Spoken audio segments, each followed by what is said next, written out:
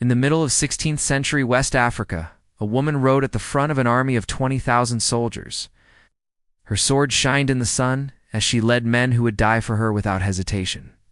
She took over lands bigger than whole countries today, built walls that are still standing 500 years later, and made kings across the desert afraid of her. But her name has almost been erased from history. This is a story of Queen Amina of Zaria, the warrior princess who should have been as famous as Alexander the Great. What you're about to learn will change everything you thought you knew about African history, old-time battles, and the power of women in the ancient world. To understand the legend of Amina, we must first go back to a time when Europe was still coming out of its medieval darkness, when the Ottoman Empire was at its strongest, and when West Africa was home to some of the richest and most advanced kingdoms on earth. The year is 1533. While Henry VIII rules England and the Inca Empire faces Spanish conquerors, in the heart of what is now northern Nigeria, the Hausa city-states are doing very well. These aren't simple villages. These are busy city centers of trade, learning, and military power. 7 major city-states control the region: Kano, Katsina, Zatsu, Gobir, Rano, Dora, and Byram. Together, they control the southern end of the trans-Saharan trade routes that have made North Africa and the Middle East rich for centuries. Zatsu, later known as Zaria, sits at an important crossroads. To the north are the salt mines of the Sahara. To the south are the forests full of cola, nuts, ivory, and enslaved peoples. Gold flows from the west, and from the east come horses from the Lake Chad region. Whoever controls Zatsu controls incredible wealth. The city itself is an amazing example of medieval African engineering. Huge walls of red earth stretch for miles, with watchtowers where guards scan the horizon for threats. Inside these walls, mud brick buildings rise 2 and 3 stories high. Markets overflow with goods from as far away as Venice and Cairo. Scholars study math, astronomy, and Islamic law in centers of learning that rival those of Timbuktu. Blacksmiths make weapons that can cut through imported European steel. This is no backward place. This is a civilization at its peak. Into this world of power, intrigue, and endless possibility, a child is born to the royal family. Her name is Amina, daughter of King Nikato, the 22nd ruler of Zatsu and Queen Bakwa Turunku. The year is around 1533, though some scholars place it as early as 1530 or as late as 1536. Historical records from this period are incomplete. Pieced together from oral traditions, Arabic writings, and the Kano Chronicle, the most complete historical document of the Hausa states. From the moment of her birth, Amina is different. She is born into privilege, yes, but also into expectation. As a princess of Zatsu, she is raised not in isolation, but in preparation. The Hausa kingdoms, unlike many societies of their time, recognize that women can hold power, can own property, can even rule. It is rare, but not impossible. Amina's father, King Nikato, is a warrior king who has expanded Zatsu's borders through smart marriages and planned military campaigns. He understands that power in the Sahel doesn't come from divine right alone. It comes from the strength of your army, the cleverness of your alliances, and your control of trade routes. These lessons will shape Amina's entire worldview. Amina has a brother, Karama, in a male-dominated society.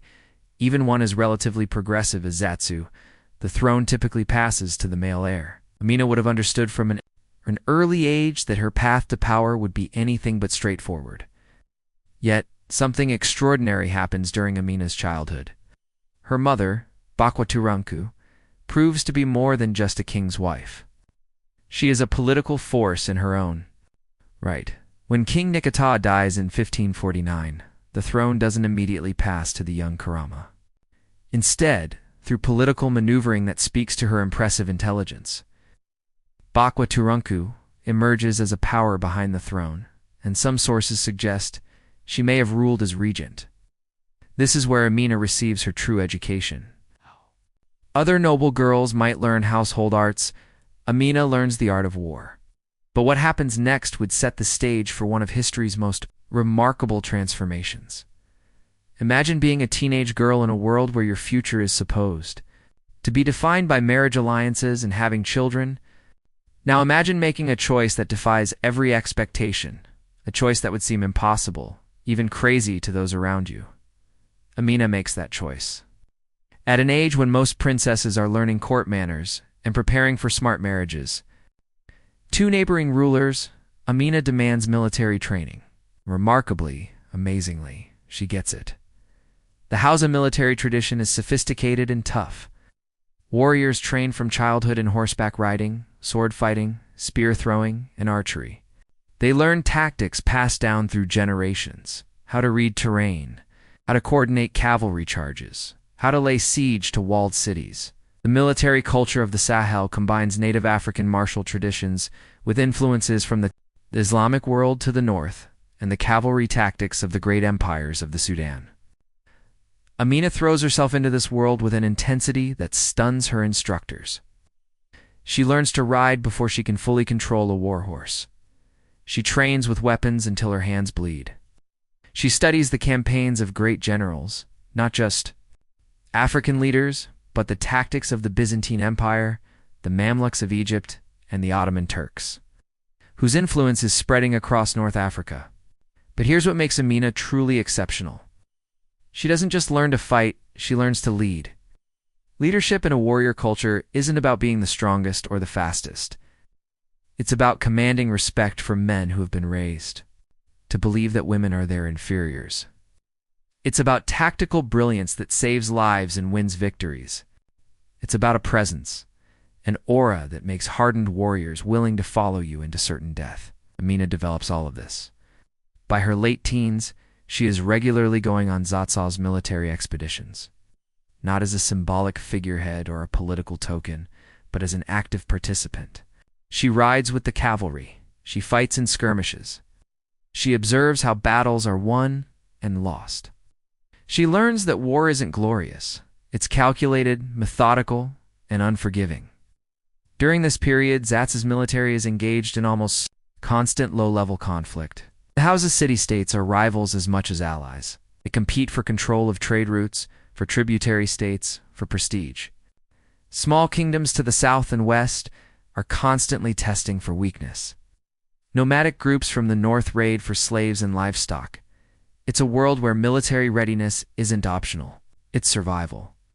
Amina distinguishes herself in several minor campaigns during the 1550s and early 1560s. The historical record is frustratingly sparse on specifics. But oral traditions preserved in Zaria speak of a princess who fought alongside men, who commanded a personal guard of elite warriors, and whose strategic insights impressed even the most experienced generals. But there's a complication, one that would test everything Amina had worked for. Her brother Karama ascends to the throne around 1549 as the new Sarki. The title for the king of Zatsu, Karama, is now the supreme military commander. Amina, despite her skills, is subordinate to him. In most societies, this would be the end of her martial career. She would be married off to cement an alliance, relegated to the women's quarters. Her warrior days nothing more than an odd footnote. In the kingdom's history, Karama makes a decision that will change the course of West African history. He recognizes his sister's genius. Instead of sidelining Amina, Karama elevates her. He gives her command of cavalry units, consults her on military strategy, sends her as his representative on campaigns. It's unprecedented. A woman holding military rank in a male-dominated society. Some traditionalists in the court are scandalized, but Karama understands something crucial. Amina is the best military mind in Zatsu, perhaps in all the Hausa states. To ignore her talents because of her gender would be strategically suicidal. For the next 16 years, from around 1549 to 1565, Amina serves as one of Zatsa's leading military commanders under her brother's reign. She leads expeditions to subdue rebellious tributary states. She defends against invasions from rival kingdoms. She oversees the fortification of Zatsa's defenses. All the while, she's building something even more valuable than military victories. She's building loyalty. The warriors who serve under Amina develop a fanatical devotion to her. She shares their hardships on campaign. She ensures they're fed and paid. She mourns their dead and celebrates their victories. She proves herself in combat again and again. Slowly, the idea of a woman warrior becomes not just acceptable but admired. But even as Amina's reputation grows, she faces a choice that every woman in her position has faced throughout history. Marriage pressure mounts for Amina to marry. Alliance marriages are the currency of medieval politics. A union with a neighboring royal house could bring peace, trade agreements, military pacts. Amina's marriage could secure Zatzau's borders. For a generation, Amina refuses. According to tradition, she takes a revolutionary stance. She will never marry permanently.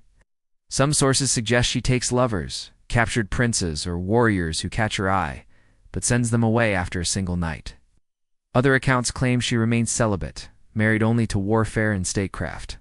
Whatever the truth, the message is clear. Amina will not be controlled through marriage. She will not be used as a pawn in someone else's political game. This decision is radical beyond modern comprehension. In 16th century West Africa, as in most of the world, woman's value is largely determined by her role as wife and mother. By rejecting marriage, Amina is rejecting the fundamental social contract of her era, declaring that she exists. For herself, that her destiny is her own to command. It's a declaration that will be tested in ways she cannot yet imagine. Because in 1565, after ruling for 16 years, King Karama dies, and everything changes. The death of a king in medieval Africa is never simple. It's a moment of maximum danger, a window when rivals strike, when ambitious nobles plot, when neighboring kingdoms test for weakness. In the power vacuum that follows Karama's death, Zatzau stands at a cliff's edge. The court must choose a new Sarki, and the choice they face is unprecedented. There are male relatives who could claim the throne, cousins, nephews, distant branches of the royal family. Any of them would be a traditional choice. Safe, expected, unremarkable. But there is also Amina. By 1565, Amina is in her early 30s. In the prime of her life by medieval standards, she has commanded troops for 16 years. She has proven her strategic brilliance in countless campaigns. She has the loyalty of the military. She has the respect of the people. Perhaps most importantly, she has cultivated relationships with the power brokers at court, the merchants whose trade she protects, the Islamic scholars whose authority legitimizes rule, the noble families whose sons serve under her command. The deliberations are intense. Some court officials argue for tradition. A male ruler has always led Zatzau. Others point out that tradition also demands competence, and no male candidate can match Amina's qualifications. The military predictably strongly supports Amina. They've seen her genius firsthand. They know that under her leadership, Zatzau will be secure. But there's another factor, one whispered in corners and debated in hushed councils. What will the other Hausa states think? What will rival kingdoms do if they see Zatzau led by a woman? Will it be seen as weakness? Will it invite attack? Amina's supporters make a compelling argument. Let them come. Let them test Zad's defenses and see how quickly they regret it. In the end, Amina ascends to the throne. The exact mechanism isn't clear from historical sources whether it was unanimous, contested, or achieved through political maneuvering. But by 1565, Amina is Sarki of Zatzau. Queen Amina, the warrior princess, has become the warrior queen. The coronation ceremonies blend Islamic and traditional Hausa elements. Islamic scholars recite prayers recognizing her sovereignty. Traditional priests perform rituals connecting her to the earth and ancestors of Zatzau. Warriors pledge their swords to her service. Merchants present tribute, acknowledging her protection of trade routes. The people of Zaria fill the streets cheering for their new queen. But Amina knows that ceremony means nothing without power. And power in the world of the House of City-States comes through military might. She doesn't waste time. Within months of her coronation, some sources say within weeks, Amina launches her first campaign as queen. Her target is strategic, a southern territory that has been resisting Zatzau's authority and threatening trade caravans heading to the forest regions. It's both a test of her rule and a message to anyone who might see a woman on the throne as an opportunity for rebellion. Amina personally leads an army estimated at 20,000 warriors. This is an enormous force for the period, requiring sophisticated logistics, supply lines, and command structure. The army includes cavalry mounted on horses from the Lake Chad region, infantry armed with spears and swords, archers with powerful composite bows, and siege engineers capable of breaching fortified settlements. The campaign is swift and decisive. Amina employs tactics that will become her signature: rapid cavalry movements, psychological warfare, strategic encirclement, and an almost supernatural ability to read terrain in enemy movements. Within weeks, the rebellious territory submits. Its ruler swears allegiance to Zatsu. Trade routes are secured. But here's where Amina reveals her true innovation. After conquering the territory, she does something no previous Hausa ruler has done systematically. She orders the construction of walls around the newly conquered settlement. Not just simple stockades, but massive earthwork fortifications. Thick walls of compressed earth designed to withstand siege weapons and cavalry charges. These walls serve a dual purpose. They protect the settlement from external attack, and they ensure that rebellion from within is virtually impossible. This is the birth of Amina's most enduring legacy, the Amina Walls. Over the next few years, as her conquests expand, Amina will fortify every major settlement under her control. These walls, many of which still stand in modern Nigeria 5 centuries later, become synonymous with her rule. They're defensive structures, yes, but they're also symbols of permanence, Amina's intention to hold what she conquers, of Zatsu's transformation from one city-state among many to the dominant power in the region. But fortifications alone don't build an empire. Amina understands that lasting power requires more than military might. It requires economic dominance. She turns her attention to the trade routes. The trans-Saharan trade is the lifeblood of West African kingdoms. Gold, ivory, cola nuts, enslaved people, and other goods flow north across the Sahara to North Africa and the Mediterranean world. Salt, horses, textiles, weapons, and luxury goods flow south. The kingdoms that control the routes grow wealthy beyond measure, kingdoms that don't stagnate and die. Amina begins a systematic campaign to extend Zatsu's control over these routes. She conquers key trading towns. She establishes military garrisons at critical junctions. She negotiates or forces agreements with merchant clans and caravans, ensuring that they pay tribute to Zatsu in exchange for protection from bandits and rival kingdoms.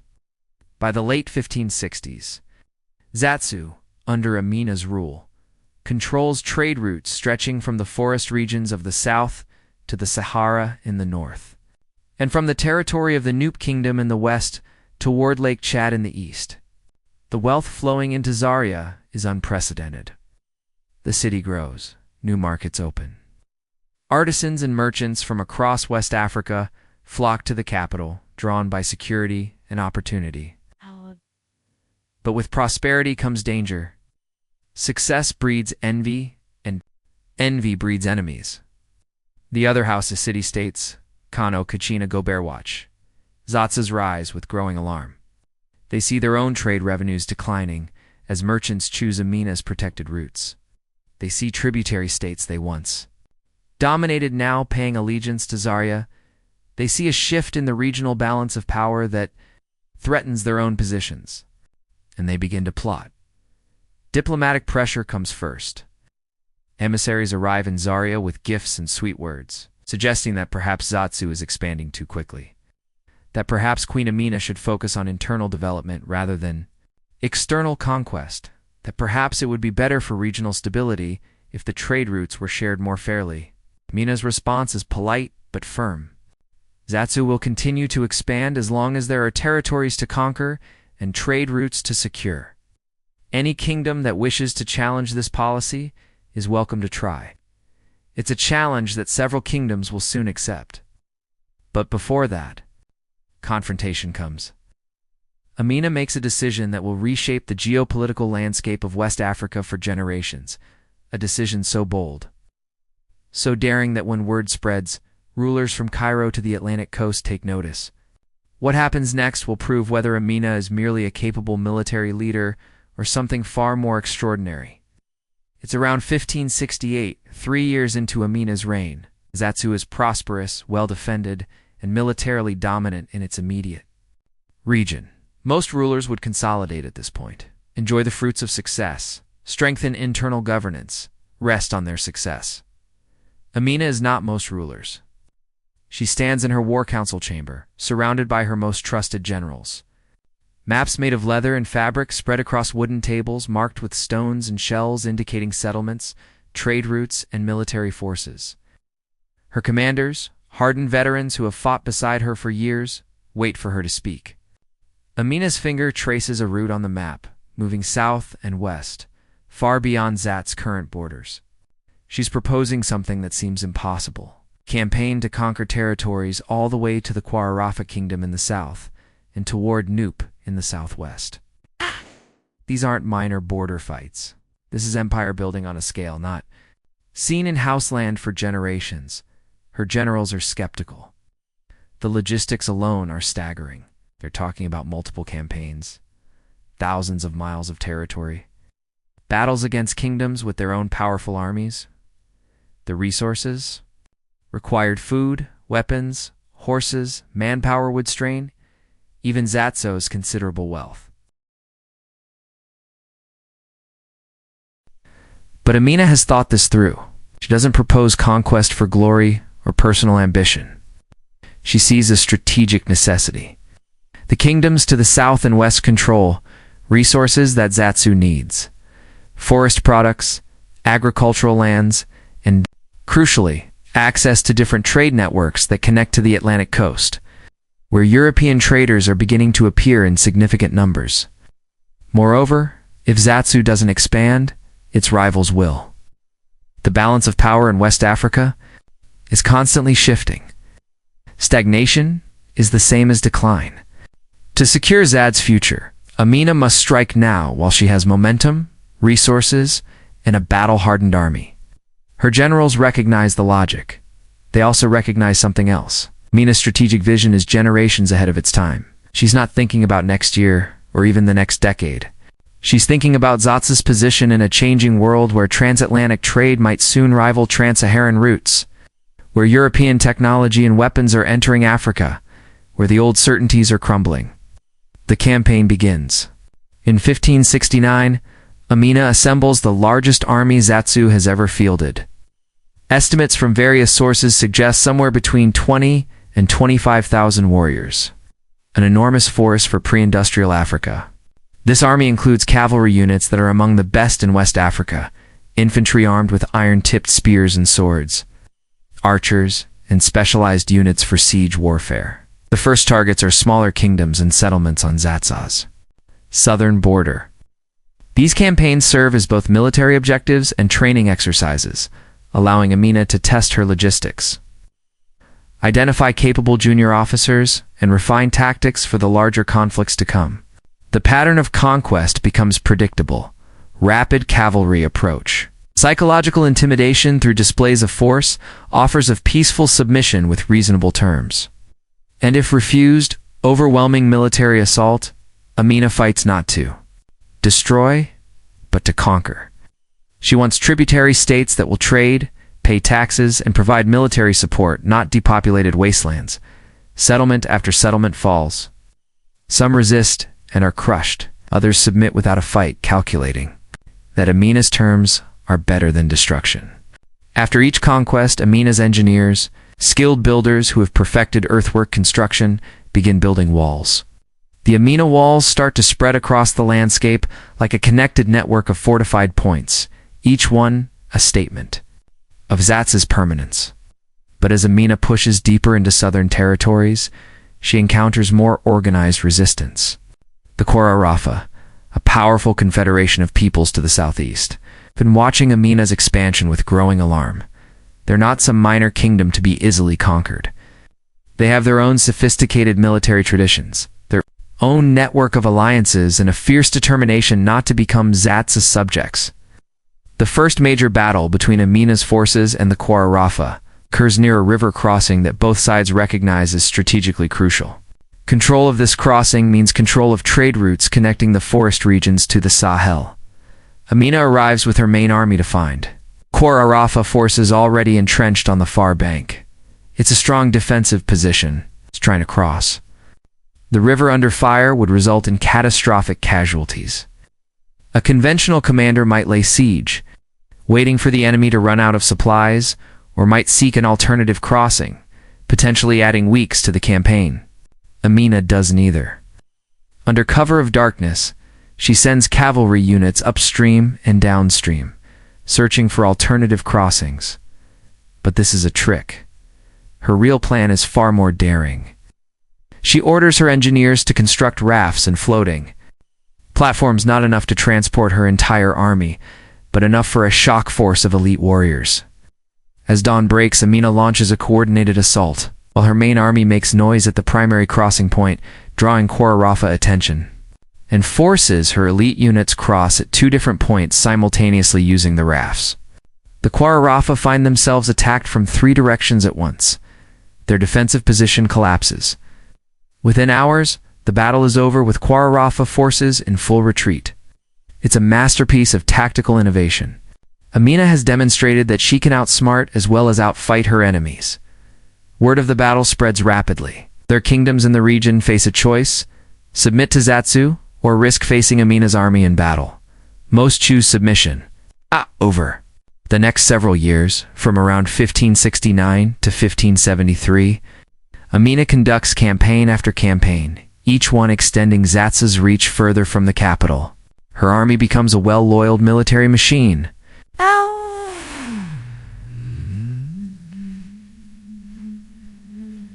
Supply lines stretch for hundreds of miles. Maintained by a complex system of garrison towns and tributary states obligated to provide resources, cavalry becomes legendary, fast, disciplined, capable of covering enormous distances and striking with devastating effect.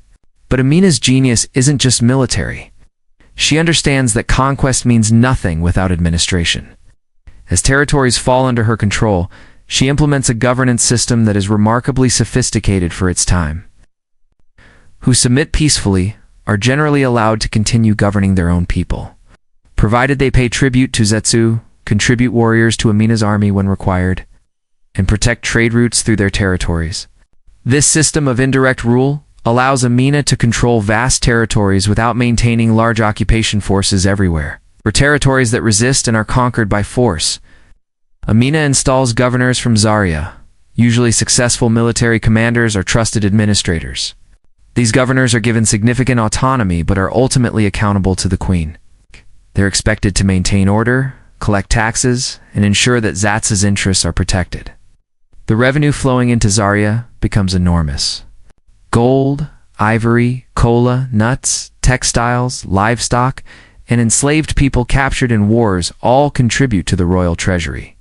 Amina uses this wealth not just for personal luxury, although she certainly enjoys the trappings of power, but to fund further military campaigns, to improve Zaria's infrastructure, to support the Islamic scholars and traditional priests whose blessing legitimizes her rule. By 1574, Zatsu, under Amina's rule, has become the dominant power in Houseland. Her territory extends from the fringes of the Sahara to the forest regions of the south, and from New lands in the west, 2 territories approaching Lake Chad in the east. She's not quite created an empire on the scale of Mali or Songhai, but she's built something unprecedented for a Hausa ruler, a unified, militarily powerful state that can project force across hundreds of miles. But success, as Amina is about to discover, creates its own problems. The other Hausa's city-states can no longer ignore Zatsu's dominance. Kano and Katsina, the 2 most powerful traditional rivals to Zatsu, begin coordinating their policies. They reach out to kingdoms that Amina hasn't yet conquered, offering alliances and military support.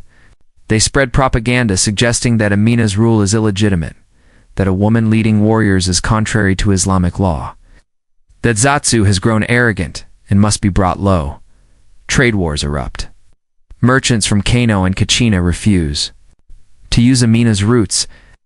They establish alternative paths, even though these are longer and more dangerous. They spread rumors of Amina's cruelty, her ambition, her dangerous innovations. Diplomatic isolation follows. When Amina sends emissaries to other courts, they're received coldly or not at all. Marriage alliances that might have secured peace are refused.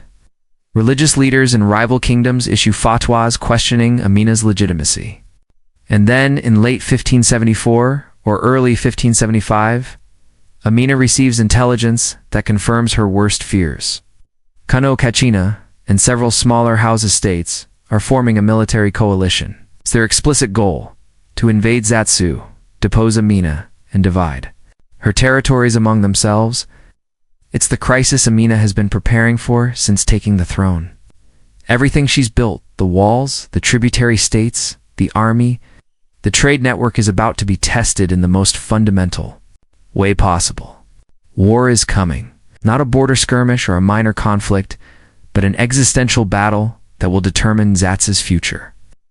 Amina returns to Zaria and immediately convenes her war council.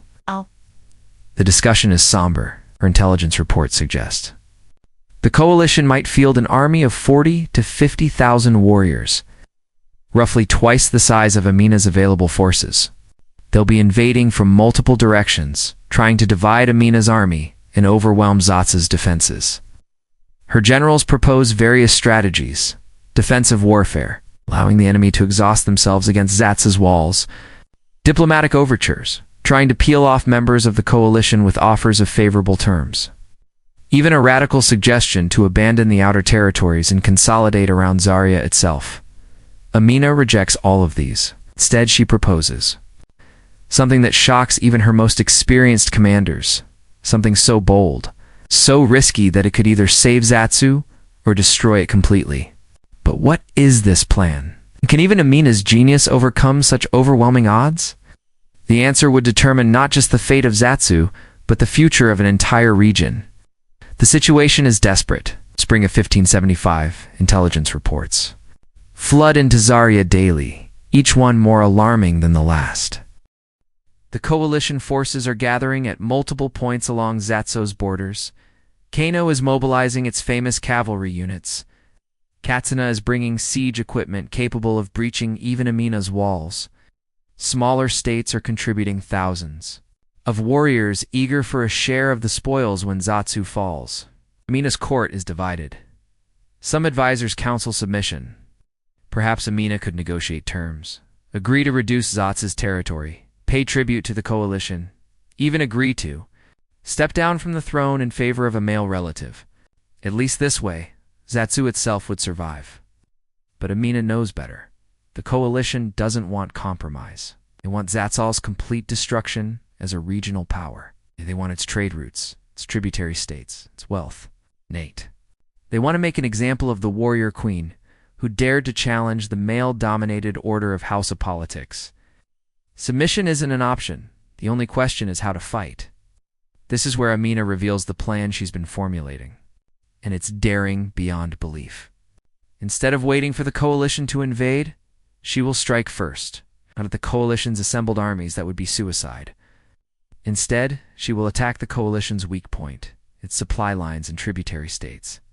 The logic is ruthless but brilliant. The coalition army is huge, yes, but huge armies require enormous resources: food, water, fodder for horses, weapons, medical supplies. All of this must flow continuously from the coalition's home territories to their forward positions. Disrupt those supply lines, and the army becomes a liability rather than an asset. Moreover, the coalition states have their own tributary kingdoms and vassal states providing resources and warriors.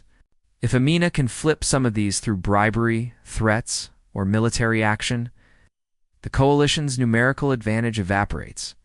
Her generals are stunned. What Amina is proposing isn't a battle plan. It's an entire campaign strategy that attacks the enemy's political and economic infrastructure rather than its military directly. It's generations ahead of conventional military thinking.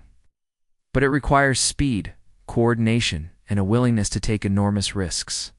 Amina divides her army into multiple fast-moving columns. The bulk of her forces remain around Zaria, creating the appearance that she's preparing for defensive warfare. But elite units, cavalry mostly, capable of covering huge distances quickly, deploy secretly to multiple locations around Zatzau's borders.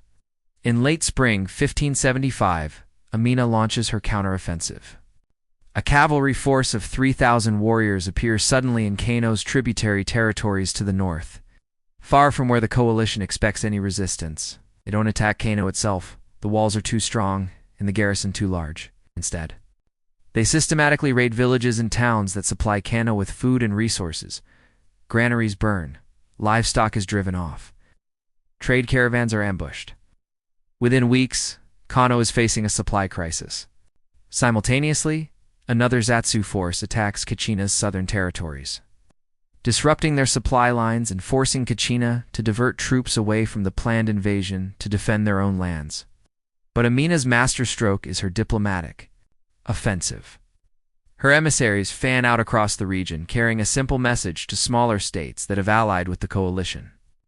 Zatsu remembers its friends and punishes its enemies. States that withdraw from the coalition now will face no punishment. States that remain will be Amina's first targets once this war is over. It's psychological warfare of the highest order. The smaller states didn't join the coalition out of hostility to Zatsu. They joined out of fear of Kano and Katsina or hope of gaining some advantage. Now Amina is offering them an exit. Several states begin wavering. A few quietly send messages to Zaria pledging neutrality. The coalition leadership faces a dilemma. Their carefully planned invasion is falling apart before it even begins. Their supply lines are under attack. Their alliance is fracturing. They need a decisive victory to restore momentum and unity. In midsummer 1575, the coalition finally launches its invasion. A massive army estimate suggests around 40,000 warriors. After some allies withdrew advances on Zaria from the north and west simultaneously, the coalition commanders are confident. Even with Amina's disruptions, they still outnumber Zatsu's defending forces. They have siege equipment, they have experienced generals, they have righteous anger at Zatsu's arrogance. Amina lets them come. The coalition army finds Zatsu's outer territories largely abandoned. Villages are empty, granaries destroyed or emptied, wells poisoned. Amina has implemented a scorched earth policy.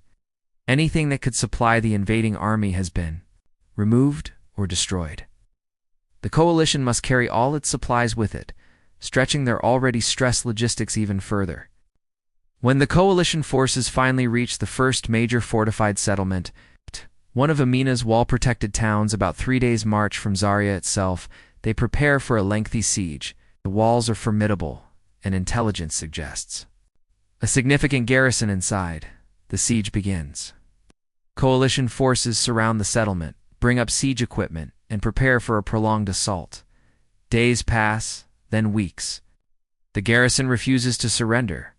Coalition forces launch assault after assault, each one repulsed with heavy casualties, and then the garrison disappears. Under cover of darkness, using underground tunnels Amina's engineers had constructed for exactly this purpose, the defenders evacuate the settlement completely. Coalition forces finally breach the walls and storm inside. They find an empty town. No supplies, no defenders, nothing of value. They've spent weeks and thousands of casualties, capturing literally nothing. It's humiliating and demoralizing. Worse, it's revealed Amina's strategy. She never intended to defend the outer territories in conventional sieges. She intended to bleed the coalition through a war of attrition, forcing them to expend resources attacking empty fortifications while her cavalry harassed their supply lines. The coalition leadership faces a terrible choice. Press on toward Zaria itself, knowing that supply shortages are becoming critical. Or withdraw and face political disaster at home. They choose to press on. It's exactly what Amina wants. By the time coalition forces reach Zaria itself in late summer, they're exhausted, undersupplied, and demoralized. They've been marching and fighting for months.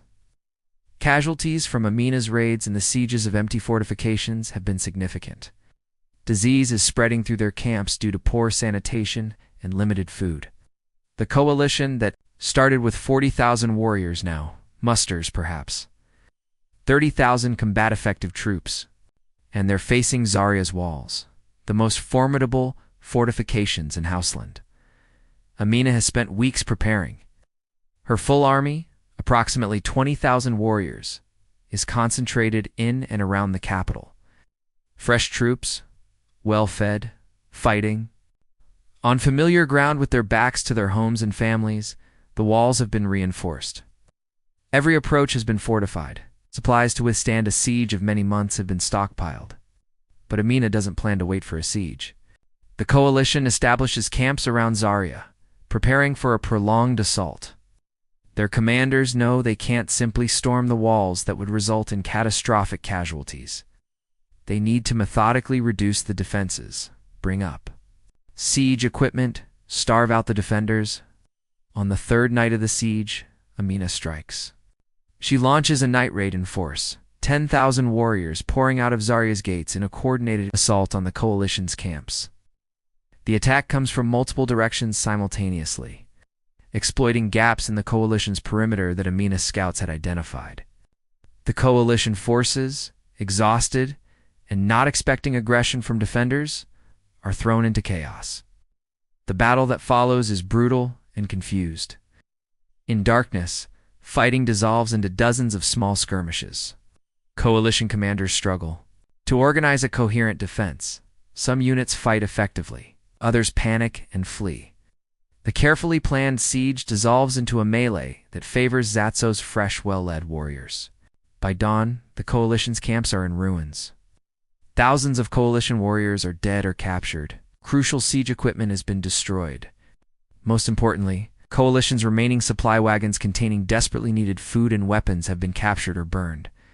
The coalition army is broken. What follows is less a battle than a rout. Coalition forces begin withdrawing in disorder. Some units maintain discipline and conduct fighting retreats. Others simply flee, abandoning equipment and wounded comrades. Amina's cavalry pursue relentlessly, turning withdrawal into catastrophe. By the time surviving coalition forces struggle back to their home territories, they've lost more than half their original strength. Kano has suffered thousands of casualties. Kachina's famous cavalry units are shattered. Smaller states that contributed warriors face the political consequences of a disastrous military adventure. The coalition war is over. Zatsu has won. A victory so complete, so overwhelming that it will be remembered for generations. But Amina doesn't stop there. In the aftermath of victory, while her enemies are reeling and disorganized, she launches a series of punitive campaigns. Territories that supported the coalition face Zatso's retribution. Some are conquered outright and absorbed into Amina's growing domain. Others are forced to pay massive compensations and provide hostages as guarantees of future loyalty. Kano and Katasina, the coalition's leaders, are forced to negotiate peace treaties that are humiliating in their terms. They must recognize Zatsa's dominance. They must open their markets to Zatsa's merchants on favorable terms. They must pay tribute, not as formal vassals, but as gifts that everyone understands are actually protection payments. The balance of power in Houseland has fundamentally shifted. Before the coalition war, Zatsu was powerful, but still one state among several. After the war, Zatsu is unmistakably dominant. Amina's authority extends across territories that dwarf those of any previous Hausa ruler. But here's what makes Amina truly remarkable as a ruler. She doesn't simply crush her defeated enemies. She understands that stable power requires not just military dominance, but political legitimacy and economic prosperity. In the years immediately following the coalition war, roughly 1576 to 1578, Amina implements a series of policies designed to transform her military conquests into lasting political authority. First, she invests heavily in infrastructure. Trade routes across her territories are improved and protected.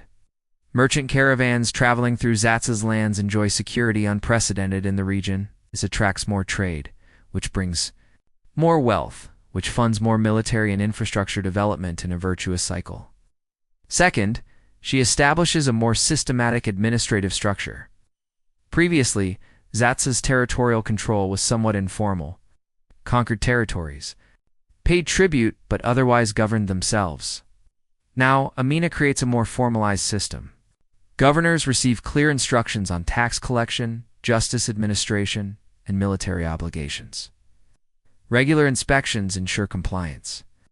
It's the beginning of what might have evolved into a true bureaucratic state rather than just a collection of tributary territories. Third, she cultivates relationships with Islamic scholars and institutions. Amina is a practicing Muslim, and she understands that religious legitimacy is crucial for maintaining authority. She funds the construction of mosques. She supports Islamic education. She presents herself not as a revolutionary overturning tradition, but as a pious Muslim ruler who happens to be female, a distinction that makes her rule more acceptable to traditionalists. Fourth, and perhaps most importantly, she secures trade relationships beyond Houseland. Zatsu under Amina begins trading directly with North African kingdoms and city-states. Caravans from Zaria travel to Tripoli, Cairo, and other Mediterranean ports. Trade goods from Zatsu appear in markets from Morocco to Egypt. This isn't just economically beneficial, it's politically crucial. By integrating Zatsu into trans-Saharan trade networks at the highest level, Amina makes her kingdom indispensable. Other states can't afford to isolate or destroy Zatsu without disrupting trade routes that benefit everyone. By 1578, Zatsu under Amina's rule is at its peak. The kingdom controls territories estimated at over 30,000 square miles. A substantial empire by West African standards. The population under Amina's authority might number in the hundreds of thousands, perhaps approaching 500,000. Zaria itself has grown into a major city, its markets overflowing with goods from across Africa and the Mediterranean world. Amina's personal wealth is legendary. She owns vast estates, herds of horses and cattle, and slaves by the thousands. She dresses in the finest imported silks and wears jewelry of gold and precious stones. Her court rivals those of the great Islamic empires in sophistication and luxury. But Amina hasn't gone soft. She maintains her military readiness. Army remains one of the most formidable in West Africa. She continues to lead campaigns personally, refusing to become a distant figurehead. In her mid-40s by this point, Amina is still riding at the head of her cavalry, still making tactical decisions on battlefields, still commanding the absolute loyalty of her warriors. The Amina walls continue to spread, wherever Zatsu's authority extends, fortifications appear. These walls serve military purposes certainly, but they're also symbols. Visible reminders that Zatsu's power is permanent, built into the landscape itself. 500 years later, archaeologists and historians will study these walls, marveling at their extent and sophistication. But as the 1570s give way to the 1580s, Amina faces new challenges. Not military threats, she's thoroughly dominated her immediate neighbors. Instead, she faces the challenges of success. How to maintain an empire built on military conquest. How to ensure succession when she has no children. How to adapt to a changing world where European influence in West Africa is slowly, but inexorably growing. And there's something else. Something that Amina perhaps doesn't fully recognize yet. She's getting older. The years of constant campaigning, the stress of ruling, the physical toll of warfare, all of it is accumulating. She's still formidable, still brilliant, but she's no longer the young warrior princess who first seized power. The question hanging over Zatsu in the early 1580s is one that Amina herself must be contemplating. What happens when she's gone? She has no children. She's refused to marry. She's built an empire, but empires built around a single charismatic leader often collapse when that leader dies. Zatsu's stability depends entirely on Amina's personal authority. Remove her, and what's left? Amina begins making preparations for succession. She elevates certain military commanders and administrators, clearly grooming them for leadership. She strengthens the institutional structures of government, trying to ensure that Zatsu can function even without her direct oversight. She cultivates loyalty not just to herself personally, but to Zatsu as a concept, as a political entity that transcends any individual ruler. But she also knows that ultimately succession planning only goes so far. When she dies, there will be a power struggle. It's inevitable. The only question is whether Zat's institutions and the loyalty she's built will be strong enough to survive that struggle intact. In the meantime, Amina continues to rule with the same energy and brilliance that has characterized her entire reign. She leads military expeditions into the mid-1580s. She personally oversees major construction projects. She settles disputes brought before her court. She's not a ruler who delegates and disappears into palace luxury. She's hands-on, engaged, constantly visible to her people. And she continues to build her legend. Stories about Amina spread far beyond Houseland. Trans-Saharan merchants carry tales of the warrior queen to North Africa and beyond. Islamic scholars write about her in their chronicles, sometimes praising her piety and justice, sometimes questioning whether a woman can legitimately rule. European traders beginning to establish themselves on the West African coast hear rumors of a powerful inland kingdom ruled by a woman warrior. But what these distant observers don't fully understand is that Amina isn't just a military conqueror or a political leader. She's transformed an entire region. The security she's established allows trade to flourish in ways it never could when the House Estates were constantly fighting among themselves. The infrastructure she's built, walls, roads, market towns, will outlast her by centuries. The administrative system she's developed will influence how future West African states are organized. Amina has created something that transcends her own remarkable life. She's proven that women can rule, can conquer, can build empires as effectively as any man. In a world that systematically denies women access to power, Amina has kicked open a door and demonstrated what's possible. But history, as Amina knows better than most, is cruel and unpredictable. Even the greatest rulers eventually face their final challenge. Stand for Amina. That challenge is approaching faster than anyone realizes. The year is 1586. Amina has ruled Zatsu for 21 years. An extraordinarily long reign by any standard, but especially for a medieval African monarch whose authority rests primarily on military power. She's in her mid-50s, advanced age for someone who has spent decades campaigning in harsh climates, fighting in battles, and enduring the constant stress of ruling. But Amina shows no signs of slowing down. Intelligence reaches Zaria of a new threat forming in the west. The Nupe Kingdom, a powerful state that has remained largely independent of Amina's authority, is expanding its own influence, potentially threatening trade routes that Zatsu depends on. The Nupe have been growing wealthy from trade with European merchants on the coast, acquiring new weapons, including some early firearms, and building a military force that could potentially challenge Zatsu's dominance. Amina's advisors urge caution. The Nupe are not some minor kingdom to be easily conquered. They're a sophisticated state with their own military traditions and considerable resources. Moreover, a campaign into Nupe territory would require marching through difficult terrain, crossing rivers, and fighting far from Zatsu's bases of support. And there's the unspoken concern. Is Amina still capable of leading such a campaign? She's been fortunate to avoid serious injury in decades of warfare, but age eventually defeats every warrior. Perhaps this is a campaign that should be led by younger generals, while Amina directs strategy from Zaria. Amina's response is characteristically direct. She will lead the campaign personally, as she always has. To do otherwise would signal weakness, would invite challenges from rivals who might see an aging queen as vulnerable. More importantly, it would betray everything she's built her reign on: personal leadership, courage, visibility.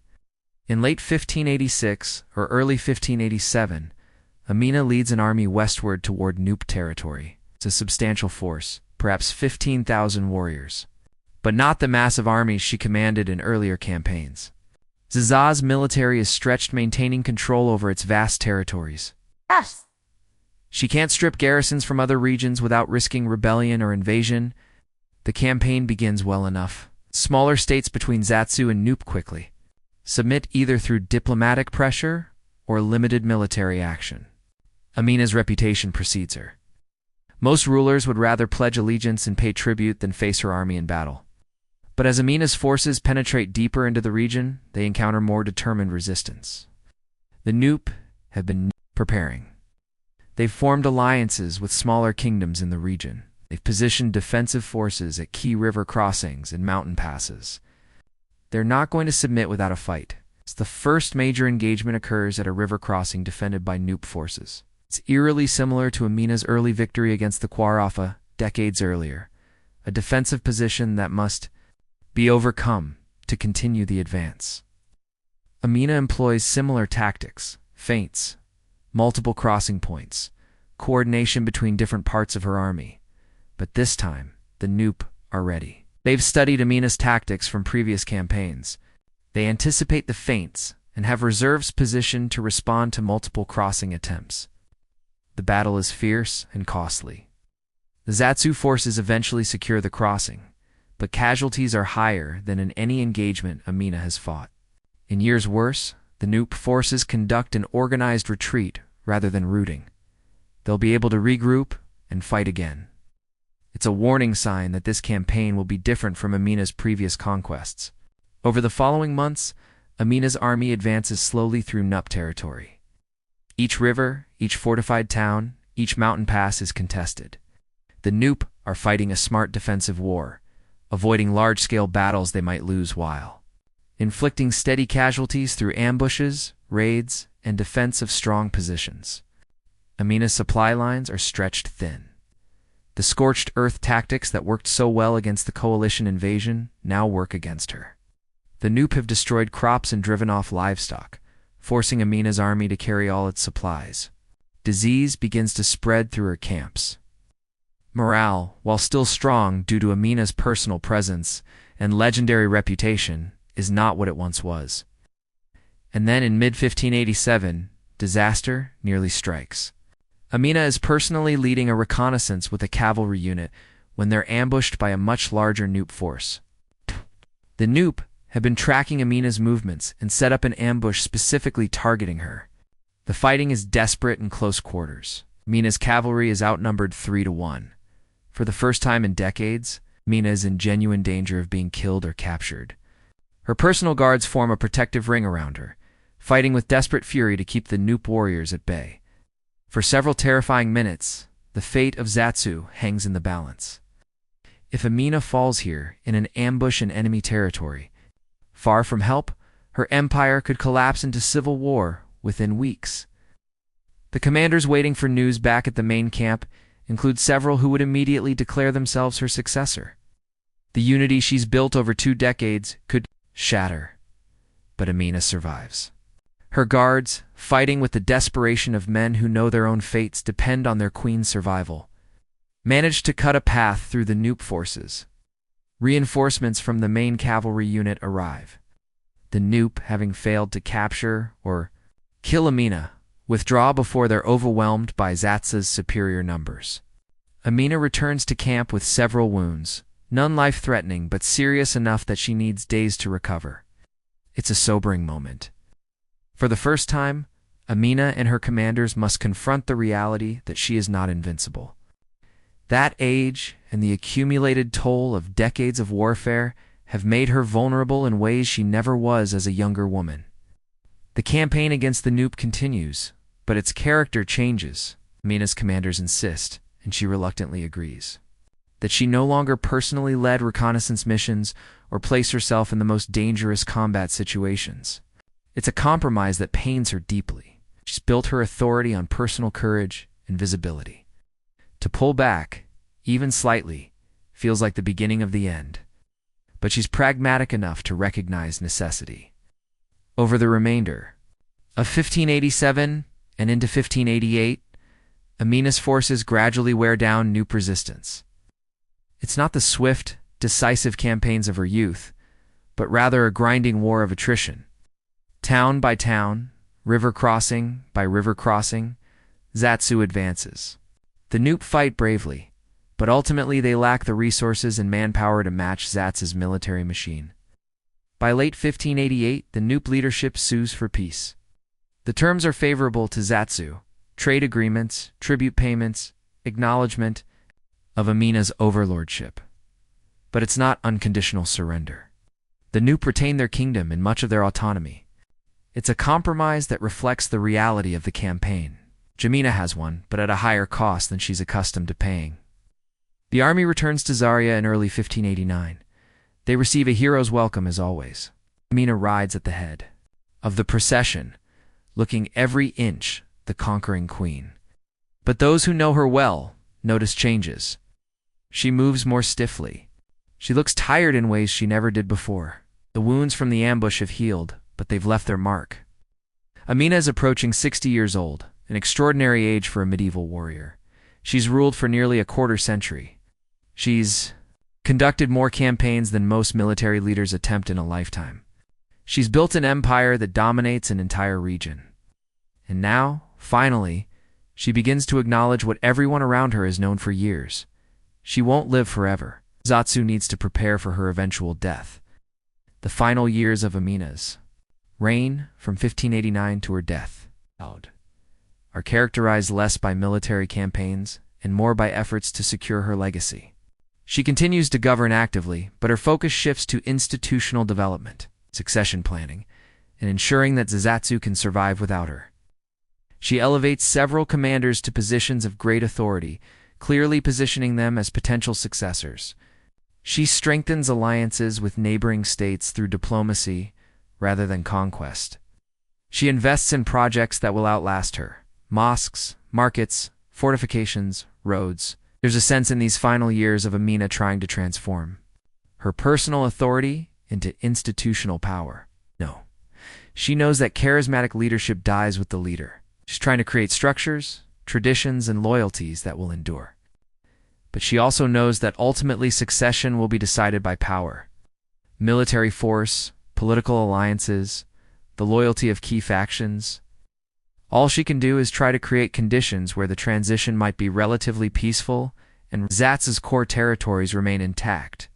In her final campaigns, smaller expeditions to put down rebellions or intimidate restive tributary states, Amina no longer leads from the front lines. She directs strategy from the capital or from well-protected positions near the fighting. A necessary compromise, but one that erodes her mystique slightly. The warrior queen is becoming simply the queen. Contemporary accounts from this period, fragmentary as they are, describe Amina as still formidable, but clearly aging. She moves with the aid of attendants. She suffers from ailments common to people who have spent decades campaigning in harsh climates, probably chronic pain from old injuries, possibly respiratory issues from years of exposure to smoke and dust. But her mind remains sharp. Visitors to her court describe a ruler who is still very much in command, who discusses military strategy with clarity, who remembers details of events decades past, who can still intimidate subordinates with a glance, and inspire loyalty with her presence. The exact date of Amina's death is lost to history. Different sources give different years, ranging from 1610 to as late as 1617. Most modern historians place it around 1610, which would make Amina approximately 77 years old, an extraordinary lifespan for the era. The most persistent tradition regarding her death places it during yet another military campaign. According to this account, Amina insisted on personally leading one final expedition despite her advanced age and failing health. She died not in palace luxury, but in a military camp, still trying to expand or defend her kingdom, still refusing to accept that age had finally defeated her where no enemy could. If true, it's an ending that would have pleased her. A warrior's death on campaign, serving Zaatsu to her final breath. But what happened after her death would prove whether everything she built could survive without her. If you've made it this far into the story of Queen Amina, you're clearly someone who appreciates history told the way it should be, immersive, detailed, and absolutely gripping. This channel is dedicated to bringing you more incredible stories like this one, diving deep into the lives of historical figures who deserve to be as famous as any European monarch or ancient conqueror. So, if you haven't already, hit that subscribe button and join a community of people who believe history should never be boring. There's so much more to explore together. Now let's return to Zaria, to the aftermath of Amina's death, and to the question that will determine Her true legacy. The death of a monarch who has ruled for decades, was built an empire through personal charisma and military genius, who has no clear heir. This is a recipe for disaster. When news of Amina's death reaches Zaria, the city goes into mourning. But beneath the public grief, a ruthless political calculation begins.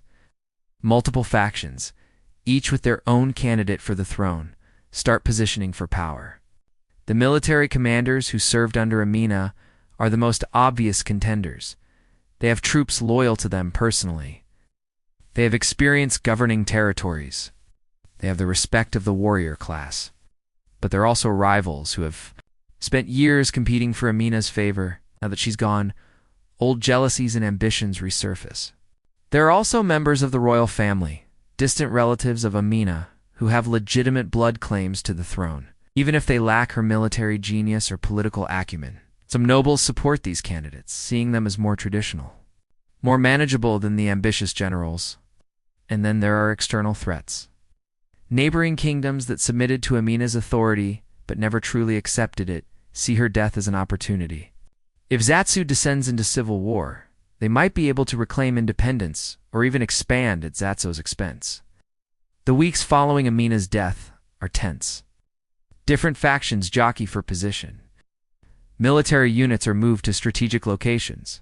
Alliances are formed and broken. Violence seems inevitable. But then something remarkable happens, something that speaks to Amina's true legacy. The commanders and nobles of Zatsu, after intense negotiations, reach a compromise. They select a new ruler, not one of the most powerful military commanders, which would have created intense resentment among the others, and not a weak royal figurehead, which would have left Zatsu vulnerable. Instead, they choose someone competent, relatively neutral, and acceptable to most factions. The new Sarki faces immediate challenges. Several tributary states, sensing weakness, declare independence. Neighboring kingdoms test Zatsu's defenses with border raids. Internal rivals plot to overthrow the new ruler and claim power for themselves. And this is crucial, Zatsu doesn't collapse. The institutions Amina built, the administrative structures she established, the network of fortifications and garrisons she created, the trade relationships she cultivated, all of these survive her death. They provide continuity, stability, even as political leadership changes. The Amina walls in particular prove their worth. When tributary states rebel, they find themselves facing fortifications that make reconquest extremely difficult. When neighboring kingdoms invade, encounter a defensive network that Amina designed specifically to protect Zatsu's core territories. The walls buy time for Zatsu's army to mobilize and respond to threats. Moreover, the military culture Amina created persists. The warriors who served under her don't suddenly forget their training or lose their discipline. The cavalry tactics she developed continue to be employed. The emphasis on fortification, on controlling trade routes, on systematic administration, all of these become standard practice for Zatsu's rulers. Over the next several years following Amina's death, Zatsu experiences what historians would recognize as a managed decline. The empire Amina built proves too large to maintain without her personal authority. Distant territories break away. The extent of Zatsu's direct control shrinks back closer to its historical core around Zaria itself. But, and this is the key point, Zatsu itself survives as a major power. It doesn't collapse into civil war. It doesn't get conquered by rivals. It continues to be one of the major Hausa city-states, continuing to play an important role in West African politics and trade for centuries. This is Amina's true achievement. She didn't just conquer territories. She built institutions and systems that outlasted her. She didn't just win battles. She created a military culture and defensive infrastructure that protected Zatsu. Even after her death, she didn't just accumulate power. She legitimized women's authority in ways that influenced how future generations thought about leadership and capability. The historical record of the decades immediately after Amina's death is frustratingly sparse. We know that Zatsu continued to be ruled by a series of leaders, some more capable than others. We know that the kingdom maintained its independence and importance. We know that trade continued to flow through Zaria, that the walls continued to protect its territories, that the military traditions Amina established continued to be honored. But we've lost the details, the names of specific rulers, the exact boundaries of territories, the particular military campaigns, history particularly. African history from this period is full of these gaps, where oral traditions fade and written records are incomplete or lost. What we do know with certainty is this: the Amina walls, many of which still stand today over 400 years later, remain as physical testimony to her reign. Archaeologists have mapped extensive networks of these fortifications across northern Nigeria. The walls are sophisticated earthwork constructions, some with bases 20 feet thick and heights of over 20 feet. They represent hundreds of thousands of hours of labor, coordinated engineering on a massive scale, and a vision of territorial defense that was generations ahead of its time. Modern visitors to Zaria can still see portions of these walls. They've eroded over centuries, have been built over in some places, have been destroyed by urban development. But they persist. Stubborn monuments to a queen whose name was nearly forgotten, but whose physical achievements literally reshaped the landscape. And there's another legacy, one harder to quantify, but perhaps even more important. Amina proved what women could achieve in a world designed to constrain them. In the centuries after her death, her story was preserved in oral traditions, in songs sung by griots, in tales told to children. These stories varied in details. Some portrayed her as almost superhuman. Others focused on her romantic exploits. Still others emphasized her piety and justice. But all agreed on the core fact: a woman ruled Zatsu, built an empire, commanded armies, and earned a place among the greatest leaders in Hausa history. This mattered. It provided a counter-narrative to the male-dominated assumptions that dominated most societies. It demonstrated that women's exclusion from power was a choice, not a necessity. It inspired and continues to inspire girls and women who hear her story to imagine possibilities beyond the role society assigns them. In 1975, over 350 years after Amina's death, the Nigerian government issued a series of stamps honoring historical figures who shaped the nation. One of those stamps featured Queen Amina of Zaria, sword in hand, leading her warriors. It was an acknowledgement, however belated, that her achievements deserve to be remembered and celebrated. Today, statues of Amina stand in Zaria and Lagos. Schools and streets are named after her. She's featured in Nigerian textbooks as a symbol of pre-colonial African achievement and female empowerment. Scholars debate the details of her life, trying to separate historical fact from legend. But here's the remarkable thing: whether every story about Amina is literally true or not almost doesn't matter. What matters is that she existed, that she ruled, that she conquered, and that 5 centuries later, people still know her name and draw inspiration from her example. In a just world, Queen Amina of Zaria would be as famous as Joan of Arc, as celebrated as Elizabeth I, as studied as Alexander the Great. She built an empire that rivaled European kingdoms in size. She developed military tactics that were innovative. For her era, she ruled for decades with a combination of strategic brilliance and political acumen that few leaders of any gender have matched. The fact that most people have never heard of her speaks to the systematic erasure of African history, to the biases that have shaped how we remember the past, to the assumptions about who deserves to be remembered and celebrated. But erasure is not the same as obliteration. Amina's walls still stand. Her story still circulates. Her legacy still inspires. And now you know her story. You know about the warrior princess who became a queen, who built an empire, who proved that women could lead armies and rule kingdoms as effectively as any man in history. But there's still one more chapter to the story. One that connects Amina's 16th century world to our present day. A chapter about how her legend evolved, how historians rediscovered her, and why her story matters now more than ever, for centuries. After her death, Amina's story lived primarily in oral tradition. The Hausa people of northern Nigeria preserved her memory through songs, proverbs, and stories passed from generation to generation. She became a figure of folklore, not forgotten, but not quite historical either. Her achievements were remembered, but also embellished, mythologized, transformed into legend. In these traditional accounts, Amina grows larger than life. Some versions claim she was a giantess, physically dominating men through sheer size.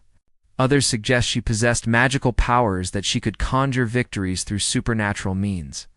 Still others focus on romantic and sexual exploits, claiming she took a new lover after every victory only to execute them in the morning. A narrative that says more about male anxieties about powerful women than about historical reality.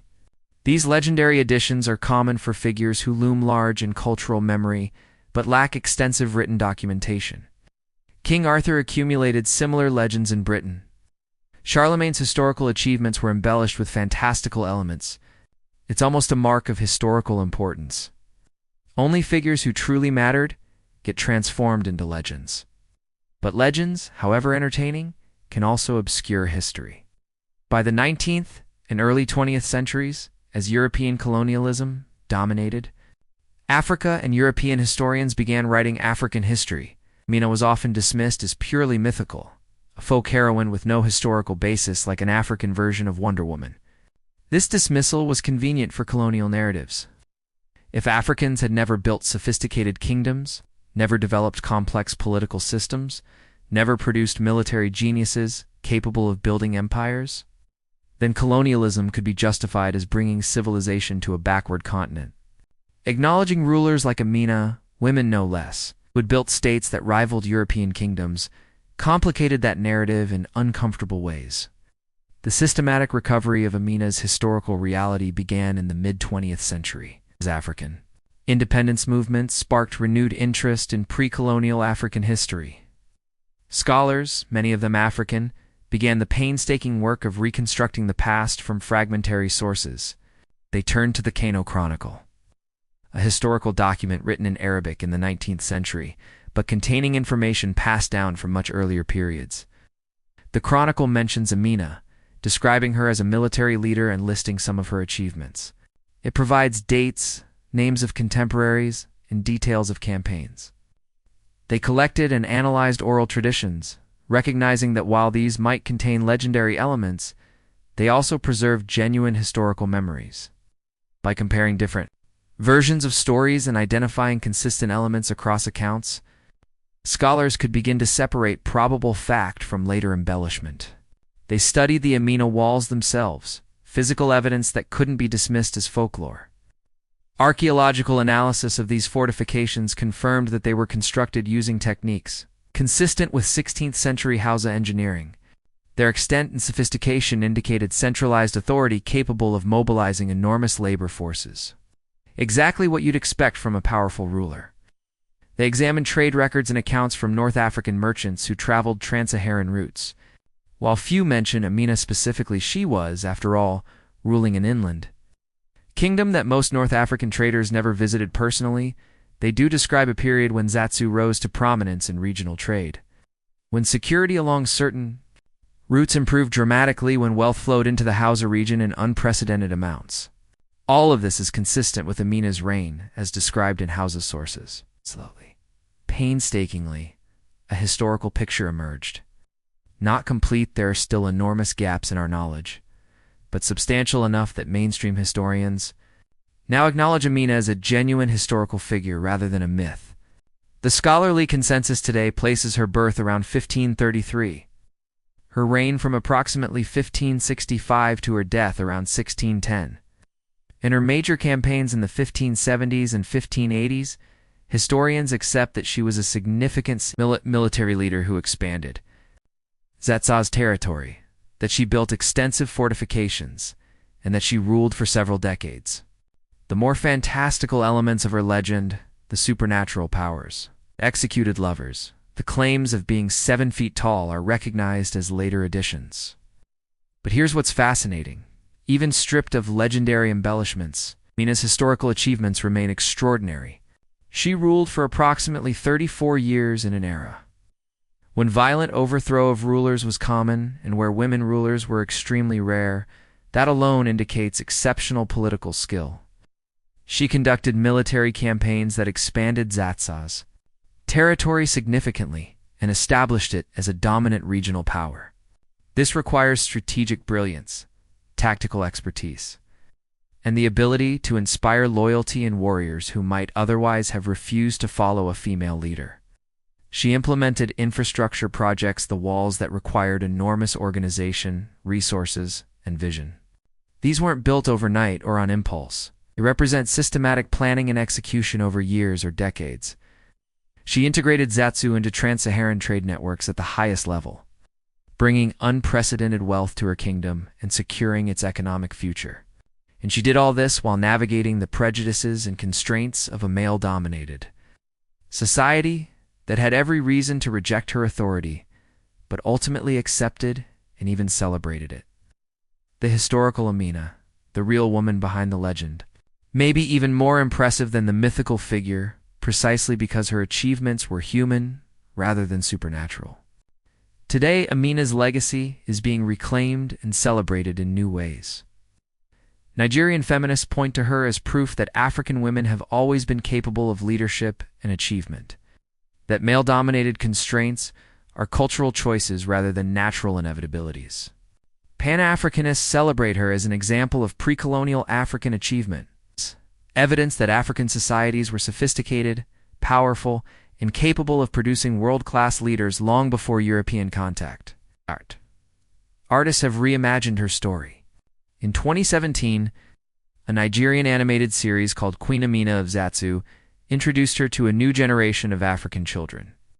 The series, while taking creative liberties, presents Amina as a role model, brave, intelligent, and principled, for young girls watching, many of whom have been taught that leadership and power are male domains.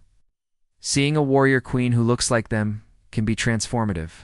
Musicians have written songs about her. Nigerian artists across multiple genres, from traditional Hausa music to Afrobeat to hip-hop, have referenced Amina in their lyrics, using her as a symbol of strength, independence, and African pride. Scholars continue to research her life, hoping to uncover new sources that might fill in the gaps in our knowledge. Archaeological expeditions map the extent of the Amina walls. Using modern surveying technology to understand their full scope, historians comb through archives in North Africa and the Middle East, searching for any contemporary accounts that might mention Zatsu during her reign. But perhaps most significantly, Amina has entered the global conversation about historical women who have been overlooked or forgotten. She appears in books and documentaries about female warriors and rulers. She's taught in some world history courses as an example of pre-colonial African political systems. She's discussed in feminist spaces as proof that women's exclusion from power is not universal or inevitable. There's also growing recognition that the erasure of figures like Amina from mainstream historical consciousness is not accidental. It reflects centuries of bias in which European history was treated as world history, in which African achievements were systematically downplayed or ignored, in which women's contributions were marginalized regardless of their actual impact. The rediscovery and celebration of Amina is part of a larger project of decolonizing history, of recognizing that human achievement, innovation, and greatness have emerged from all cultures, and that our understanding of the past has been distorted by the biases of those who wrote it down. Consider this. When we think of medieval empires, most people immediately imagine European kingdoms, or perhaps the Islamic caliphates. Few think of the sophisticated West African states Mali, Songhai, the Hausa kingdoms that controlled vast territories, facilitated international trade, and developed complex political and cultural systems. When we think of great military leaders, names like Alexander, Caesar, Napoleon, and Genghis Khan dominate. But how many people can name even one pre-colonial African military leader? Not because such leaders didn't exist, they absolutely did, but because their stories haven't been told with the same prominence. And when we think of women warriors and rulers throughout history, we might recall Joan of Arc, Boudica, or perhaps Elizabeth I or Catherine the Great. But these are almost exclusively European figures. The assumption, often unstated, is that Powerful women were rare oddities in history, and those who did emerge were products of uniquely progressive cultures. Amina challenges all of these assumptions. She proves that medieval Africa produced military geniuses equal to any in the world. She demonstrates that women in the 16th century could and did command armies, build empires, and rule with the same complexity as any male monarch. She shows that African history is world history, that it deserves the same serious study and celebration as European or Asian history. But here's what's truly remarkable. Despite centuries of neglect, despite the systematic bias against African history and women's history, Amina's story survived. It survived in oral traditions when written records were lost or never created. It survived in the physical landscape through the walls she built. It survived in the cultural memory of the Hausa people who never forgot their warrior queen. And now, in the 21st century, as we're finally beginning to tell a more complete and honest version of human history, Amina's story is reaching a global audience. Children in Nigeria learn about her in school. Feminists worldwide cite her as inspiration. Historians study her reign as a case study in female political authority and pre-colonial African state-building. There's a beautiful irony here. Amina fought to build an empire that would outlast her, to create institutions and structures that would survive her death. That empire, in its political and territorial sense, didn't last. Within decades of her death, much of what she conquered had broken away. Within a century, Zatsu was just one house estate among several again. But her true legacy, her demonstration that women could rule, that African kingdoms could rival any in the world, that one determined, brilliant individual could reshape an entire region, that legacy has proven far more durable than any political empire. 5 centuries after her death, Amina of Zaria remains a warrior, still fighting. Not with sword and cavalry anymore, but through her story, through her example, through the inspiration she provides to everyone who hears about her and realizes that history is larger, more diverse, and more magnificent than they were taught. Her walls may crumble eventually, worn away by weather and time, but the wall she broke down, the one that said women couldn't lead armies, couldn't rule kingdoms, couldn't build empires, that wall is still falling, and Amina helped start its destruction. You might be wondering, why does the story of a 16th century West African queen matter in the 21st century? We live in a radically different world, democratic rather than monarchical, globally connected rather than regionally isolated, where gender equality is at least theoretically recognized, even if not yet fully achieved. What can a medieval warrior queen possibly teach us today? The answer is everything. First, Amina's story matters because representation matters. For centuries, history, as taught in schools and portrayed in popular media, has been overwhelmingly centered on Europe and on men. This creates a distorted picture of human capability and achievement. It suggests, implicitly or explicitly, that certain groups, Europeans, men, Western cultures, are naturally superior because they're the ones who've accomplished great things throughout history. But this is demonstrably false. What's actually true is that certain groups have had more power to record their own histories and broadcast them to the world. African achievements were often dismissed as primitive or ignored entirely by European historians. Women's contributions were systematically erased or attributed to men. The history we inherited is not an objective record of what happened. It's a selective narrative shaped by power structures and biases. Amina's story disrupts this narrative. Here is an African woman in the 16th century, period we're often taught was Europe's age of discovery and renaissance, who built an empire, commanded armies of 20,000 warriors, constructed fortifications across thousands of square miles, and ruled successfully for over 3 decades. She wasn't an exception who succeeded despite her background. She was a product of sophisticated West African political and military cultures that produced many capable leaders. For African people, particularly African women and girls, knowing that someone like Amina existed and achieved what she did provides a different lens through which to view themselves and their heritage. It counters the colonial narratives that suggested Africa had no history worth studying before Europeans arrived. It provides role models and inspiration from within African culture, rather than requiring African people to look exclusively to European or American figures. For non-African people, Amina's story should prompt uncomfortable questions. What else don't we know about African history? How many other figures like Amina have been forgotten or dismissed? What distortions exist in our understanding of the past because we've relied primarily on European sources and perspectives? Second, Amina's story illuminates the relationship between gender and power in ways that remain relevant today. Amina didn't succeed by being one of the guys or by denying her gender. She succeeded by being exceptionally competent at every aspect of rulership: military strategy, political maneuvering, economic policy, diplomatic relations. She demanded to be judged by her abilities rather than her gender. And over time, she converted skeptics through demonstrated excellence. But she also faced obstacles specifically because she was a woman. She couldn't rely on traditional paths to power like male heirs. She faced pressure to marry that male rulers didn't. She had to prove herself in ways that men in similar positions didn't, and she had to retain her authority while navigating a society that had deeply ingrained assumptions about gender roles.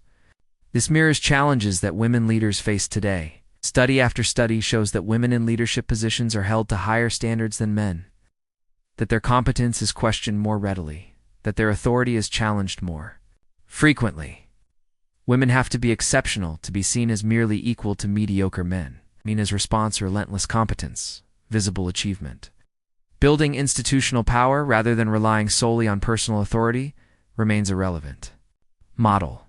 But her story also highlights the cost.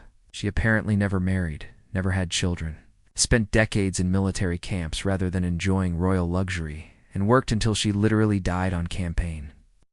We can celebrate her achievements while also acknowledging that the barriers she faced shouldn't have existed, and that her story doesn't mean women should have to make such sacrifices to be taken seriously as leaders. Third, Amina's story demonstrates the importance of infrastructure and institutions in building lasting power. Amina could have been content with military conquests alone, defeating enemies, extracting tribute, enjoying the spoils of victory. Many conquerors throughout history have taken this approach, but conquests without consolidation are temporary. Empires built purely on military might collapse when the conqueror dies or when military fortunes turn. Amina understood this.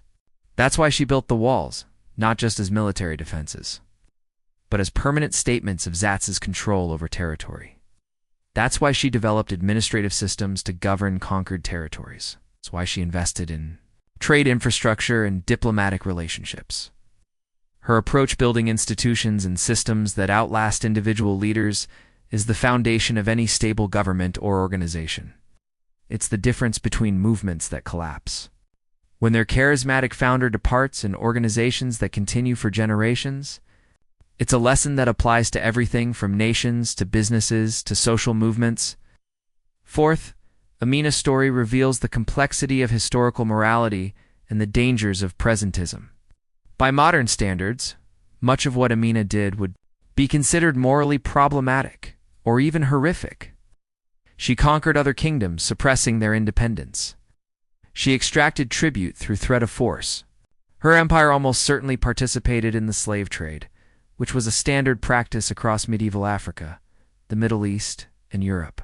Military campaigns resulted in thousands of deaths. We should acknowledge these aspects of her reign honestly. Amina was a product of her time, operating according to the norms and values of 16th century West Africa.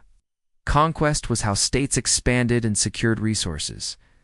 Slavery was a universal institution that wouldn't seriously be challenged until the 18th and 19th centuries. Military force was the basis of political authority. To judge historical figures solely by contemporary moral standards is to fundamentally misunderstand history. It flattens complex human beings into simple heroes or villains. It prevents us from appreciating their achievements within their own context. And it often reflects a kind of temporal arrogance, the assumption that we, living in the 21st century, have finally figured out how to live morally while all previous generations were morally benighted.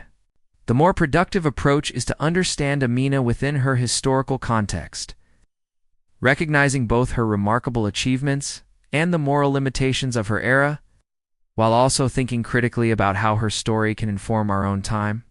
We can admire her strategic brilliance without endorsing conquest. We can celebrate her breaking of gender barriers without ignoring the aspects of her rule that we now recognize as unjust. Fifth, and perhaps most importantly, Amina's story is a reminder that history is not a simple march of progress from primitive past to enlightened present. The 16th century Hausa kingdoms were not less developed than 16th century Europe in any meaningful sense. They had different technologies and different cultural practices, certainly, but they were comparably sophisticated in their political organization, military capabilities, economic systems, and cultural achievements. In some respect, urban planning, trade networks, religious tolerance, they may have been more advanced than many European kingdoms of the same era. But here's what's truly remarkable. Despite centuries of neglect, despite the systematic bias against African history and women's history, Amina's story survived. It survived in oral traditions when written records were lost or never created. It survived in the physical landscape through the walls she built. It survived in the cultural memory of the Hausa people who never forgot their warrior queen. And now in the 21st century, as we're finally beginning to tell a more complete and honest version of human history, Amina's story is reaching a global audience. Children in Nigeria learn about her in school. Feminists worldwide cite her as inspiration. Historians study her reign as a case study in female political authority and pre-colonial African state building. There's a beautiful irony here. Amina fought to build an empire that would outlast her, to create institutions and structures that would survive her death. That empire, in its political and territorial sense, didn't last. Within decades of her death, much of what she conquered had broken away. Within a century, Zatsu was just one house estate among several again. But her true legacy, her demonstration that women could rule, that African kingdoms could rival any in the world, that one determined, brilliant individual could reshape an entire region, that legacy has proven far more durable than any political empire. 5 centuries after her death, Amina of Zaria remains a warrior, still fighting, not with sword and cavalry anymore, but through her story, through her example, through the inspiration she provides to everyone who hears about her and realizes that history is larger, more diverse, and more magnificent than they were taught. Her walls may crumble eventually, worn away by weather and time. But the wall she broke down, the one that said women couldn't lead armies, couldn't rule kingdoms, couldn't build empires, that wall is still falling, and Amina helped start its destruction. You might be wondering, why does the story of a 16th century West African queen matter in the 21st century? We live in a radically different world, democratic rather than monarchical, globally connected rather than regionally isolated, where gender equality is at least theoretically recognized, even if not yet fully achieved. What can a medieval warrior queen possibly teach us today? The answer is everything. First, Amina's story matters because representation matters. For centuries, history, as taught in schools and portrayed in popular media, has been overwhelmingly centered on Europe and on men. It creates a distorted picture of human capability and achievement. It suggests implicitly or explicitly that certain groups, Europeans, men, Western cultures are naturally superior because they're the ones who've accomplished great things throughout history. But this is demonstrably false. What's actually true is that certain groups have had more power to record their own histories and broadcast them to the world. African achievements were often dismissed as primitive or ignored entirely by European historians. Women's contributions were systematically erased or attributed to men. The history we inherited is not an objective record of what happened. It's a selective narrative shaped by power structures and biases. Amina's story disrupts this narrative. Here is an African woman in the 16th century, a period we're often taught was Europe's age of discovery and renaissance, who built an empire, commanded armies of 20,000 warriors, constructed fortifications across thousands of square miles, and ruled successfully for over 3 decades. She wasn't an exception who succeeded despite her background.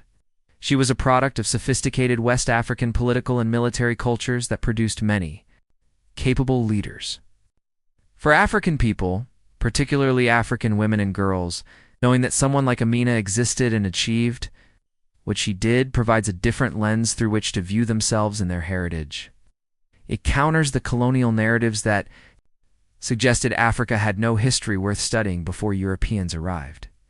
It provides role models and inspiration from within African culture rather than requiring African people to look exclusively to European or American figures. For non-African people, Amina's story should prompt uncomfortable questions. What else don't we know about African history? How many other figures like Amina have been forgotten or dismissed? What distortions exist in our understanding of the past because we've relied primarily on European sources and perspectives? Second, Amina's story illuminates the relationship between gender and power in ways that remain relevant today. Amina didn't succeed by being one of the guys or by denying her gender. She succeeded by being exceptionally competent at every aspect of rulership: military strategy, political maneuvering, economic policy, diplomatic relations. She demanded to be judged by her abilities rather than her gender. And over time, she converted skeptics through demonstrated excellence. But she also faced obstacles specifically because she was a woman. She couldn't rely on traditional paths to power like male heirs. She faced pressure to marry that male rulers didn't. She had to prove herself in ways that men in similar positions didn't, and she had to maintain her authority while navigating a society that had deeply ingrained assumptions about gender roles. This mirrors challenges that women leaders face today. Study after study shows that women in leadership positions are held to higher standards than men, that their competence is questioned more readily, that their authority is challenged more frequently. Women have to be exceptional to be seen as merely equal to mediocre men. Amina's response: relentless competence, visible achievement, building institutional power rather than relying solely on personal authority, remains a relevant model. But her story also highlights the cost. She apparently never married, never had children, spent decades in military camps rather than enjoying royal luxury, and worked until she literally died on campaign. We can celebrate her achievements while also acknowledging that the barriers she faced shouldn't have existed, and that her story doesn't mean women should have to make such sacrifices to be taken seriously as leaders. Third, Amina's story demonstrates the importance of infrastructure and institutions in building lasting power. Amina could have been content with military conquests alone, defeating enemies, extracting tribute, enjoying the spoils of victory. Many conquerors throughout history have taken this approach. But conquests without consolidation are temporary. Empires built purely on military might collapse when the conqueror dies, or when military fortunes turn. Amina understood this. That's why she built the walls, not just as military defenses, but as permanent statements of Zatz's control over territory. That's why she developed administrative systems to govern conquered territories. That's why she invested in trade infrastructure and diplomatic relationships. Her approach: building institutions and systems that outlast individual leaders, is the foundation of any stable government or organization. It's the difference between movements that collapse when their charismatic founder departs and organizations that continue for generations. It's a lesson that applies to everything from nations to businesses to social movements. Fourth, Amina's story reveals the complexity of historical morality and the dangers of presentism. By modern standards, much of what Amina did would be considered morally problematic or even horrific. She conquered other kingdoms, suppressing their independence. She extracted tribute through threat of force. Her empire almost certainly participated in the slave trade, which was a standard practice across medieval Africa, the Middle East, and Europe. Her military campaigns resulted in thousands of deaths. We should acknowledge these aspects of her reign honestly. Amina was a product of her time, operating according to the norms and values of 16th century West Africa. Conquest was how states expanded and secured resources. Slavery was a universal institution that wouldn't seriously be challenged until the 18th and 19th centuries. Military force was the basis of political authority. To judge historical figures solely by contemporary moral standards is to fundamentally misunderstand history. It flattens complex human beings into simple heroes or villains. It prevents us from appreciating their achievements within their own context. And it often reflects a kind of temporal arrogance, the assumption that we, living in the 21st century, have finally figured out how to live morally, while all previous generations were morally benighted. The more productive approach is to understand Amina within her historical context, recognizing both her remarkable achievements and the moral limitations of her era, while also thinking critically about how her story can inform our own time. We can admire her strategic brilliance without endorsing conquest. We can celebrate her breaking of gender barriers without ignoring the aspects of her rule that we now recognize as unjust. Fifth, and perhaps most importantly, Amina's story is a reminder that history is not a simple march of progress from primitive past to enlightened present. The 16th century Hausa kingdoms were not less developed than 16th century Europe in any meaningful sense. They had different technologies and different cultural practices, certainly, but they were comparably sophisticated in their political organization, military capabilities, economic systems, and cultural achievements. In some respect, urban planning, trade networks, religious tolerance, they may have been more advanced than many European kingdoms of the same era.